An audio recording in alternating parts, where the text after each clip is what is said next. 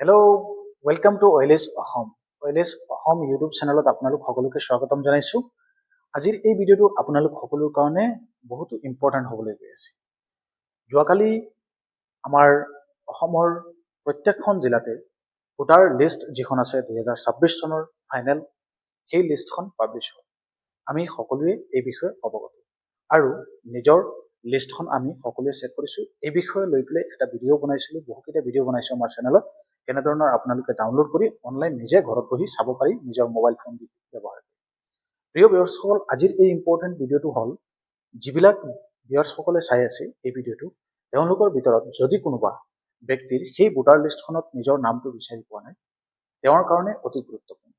আৰু voter list যিখন আছে সেই লিষ্টখনত যদি নাম বিচাৰি নাপায়, অতি শীঘ্ৰে আপোনালোকে জিলা নিৰ্বাচনী বিষয়া যিটো অফিচ আছে তাত আপোনালোকে যোগাযোগ কৰিব পাৰে, যদি একেবাৰে আপোনালোকৰ এই বিষয়ে নলেজ নাই।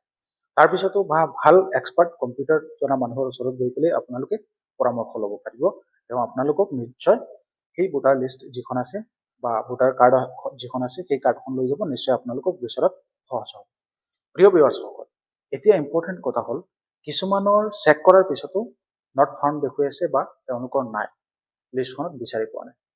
তাৰমানে সেই মানুহজনৰ ভোটাৰ লিষ্টখনত নাম নাই, কাট খাই গৈছে। কিবা এটা কাৰণত হ'ব পাৰে। যি কাৰণ থাকিব সেই কাৰণসমূহৰ অবজেকশ্যন কৰিবৰ কাৰণে প্ৰত্যেকখন জিলাতে নিৰ্বাচনী বিষয়াৰ তৰফৰ পৰা আবেদন কৰিবৰ কাৰণে সেইটো এটা সুযোগ দিয়া থাকিব। প্ৰত্যেক বছৰতে দিয়া থাকে। ছাপ্লিমেণ্টাৰী ভোটাৰ লিষ্ট এখন পিছত ওলায়।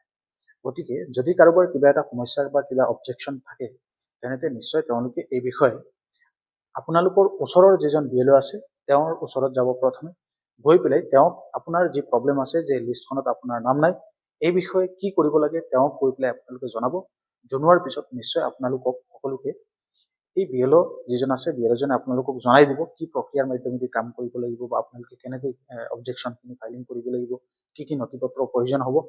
এই বিষয়ে অধিক জানিবৰ কাৰণে আপোনালোকে নিৰ্বাচনী বিষয়া অফিচ যিটো আছে প্ৰত্যেকখন জিলাতে থাকে, সেই অফিচত গৈ পেলাই আপোনালোকেও যোগাযোগ কৰি পেলাই জানিব পাৰিব, কাৰণ এইটো আপোনালোকৰ অধিকাৰ।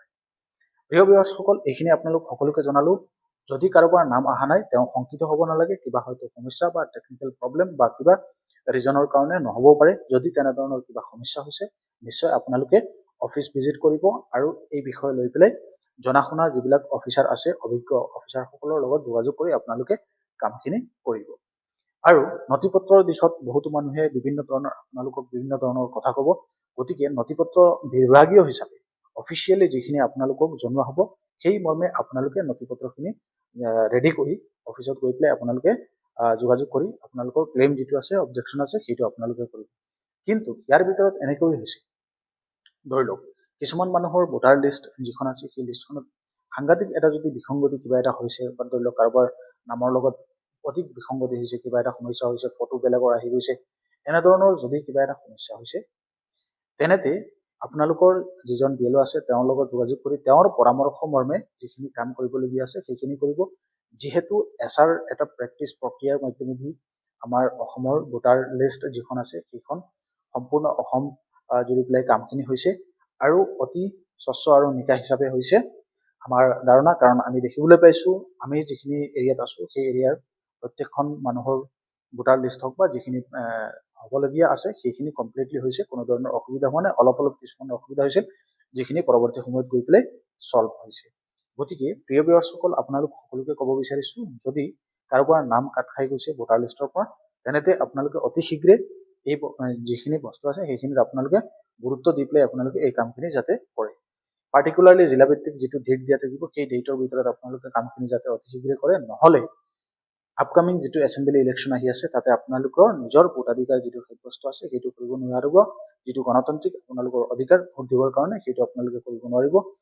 গতিকে আপোনালোকৰ এইটো দায়িত্ব আৰু গুৰুত্ব দি পেলাই এই কামখিনি কৰা অতি ইম্পৰ্টেণ্ট। প্ৰিয় ভিউৱাৰ্ছসকল, ইয়াৰ ভিতৰত যদি কাৰোবাৰ ধৰি লওক কিবা এটা সমস্যা হৈছে, any related issue voter list related, আপোনালোকে NBSP পৰ্টেলত গৈ পেলাই তাত হেল্পলাইন নম্বৰ আছে, হেল্পলাইন নম্বৰতো আপোনালোকে ফোন কৰি যোগাযোগ কৰিব পাৰিব, বা ACIৰ অফিচিয়েল ৱেবছাইট আছে, তাত গৈ পেলাই আপোনালোকে জানিব পাৰিব। ACIৰ অফিচিয়েল ইমেইল ID আছে, তাৰ পৰা আপোনালোকে বিষয়খিনি কিবা যদি আপোনালোকৰ ডাউট থাকে এনি ৰিলেটেড এইবিলাক, গতিকে আপোনালোকে সেইখিনি প্ৰক্ৰিয়া আপোনালোক সকলোকে কৈ দিলোঁ। এই বিষয় লৈ পেলাই আপোনালোকক কোনো মনত শংকিত হ'ব নালাগে। ওভাৰঅল এইখিনি বস্তু আপোনালোক সকলোকে জনাই দিলো যে কি প্ৰক্ৰিয়াৰ মাধ্যমেদি আপোনালোকে কামখিনি কৰিব লাগিব।